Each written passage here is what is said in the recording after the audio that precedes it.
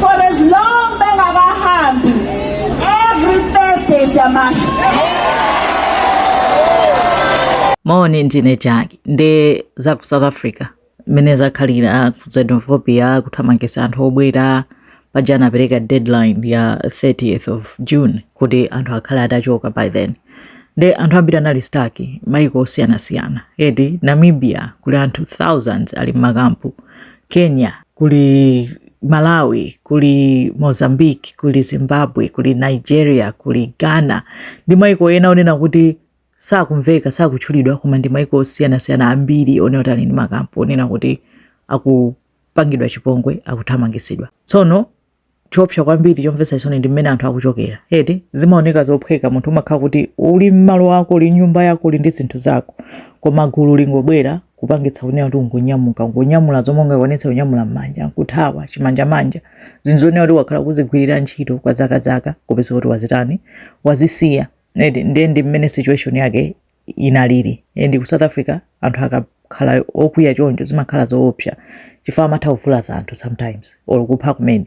Nde anthu akhala ali pakalikiliki ma-government osiyana-siyana mu Africa akhala kutumiza chithandizo, anthu osiyana-siyana akhala kutumiza zithandizo kunena kuti anthu awatani achokepo. Yakhala nthawi yowawa kwambiri kwa anthu ambiri. Edi aku Kenya amanena kuti pa kampu imodzi pali anthu 20,000 koma anali ndi chikhulupiriro kuti pali anthu enanso 20,000 extra omwe akufunanso kubwerera. Edi so manamba zake ndi ambirimbiri choncho anthu. Edi nde pamene anthu anali ndi mantha ndi 30 June kunena kuti kukhala zotani just before anapezeka kuti president wa ku South Africa Cyril Ramaphosa anakumana ndi ma leaders March and March anakambirana nawo kunena kuti whatever happens kusakhale ziwawayi anthu asaphedwe anthu asavulazidwe.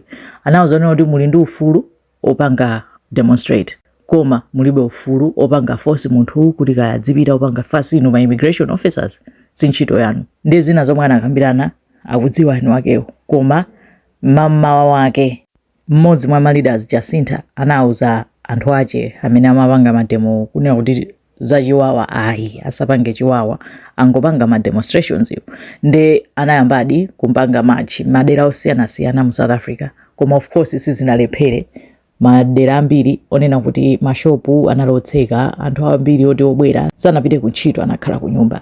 Nde malo ambiri anapangidwa kuti aonongedwa ma businesses anthu mwabedwa katundu mwaphasulidwa madera ena aocha pamene madera ena amachita kulowa m'manyumba amwe akudzionera kuti awa ndobwera ndikumathamangisamo nyamulani katundu wanu zipitani. Edi nde mpaka na tsiku latha zimene amapanga ndi zito zimenezo amangoyimba kumamacha utani kumapeto kwa zonse. Jacinta amene ali leader wanena kuti march yawo inali successful koma every Thursday adzipanga zomwezo kuna kuti sizinathe Thursday lililonse adzinkanu macha choncho. Nde kuti kaya azinkanu zunguzabe anthu obwera azinkanu kusabe anthu kwathamangisa m'manyumba mwawo sizikudziwika komanso kuti sono every Thursday azipanga zimenezo. Nde kuti anthu iwo sazigwira ntchito Thursday komano ndizomwe akunena ndi zodabwitsa kunena kuti zizipitirirabe like that. Nde kuti sipakhala period of rest kuti anthu satha kukhazikika kuti basi zadutsa 30 June yatha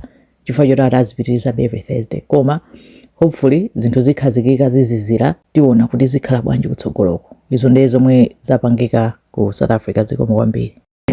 Were you disappointed in South Africa? Up to the 11th? No. I mean, our people exercise their right to protest, which is enshrined in our constitution, and we must applaud that. For the most part, the protests, the marches were quite peaceful. Only a very few incidents. It could have been much worse. And I was very pleased that we were able to hold extensive consultation with a number of people, and we brought to bear the need for peace, need for orderliness, and that's exactly what we had.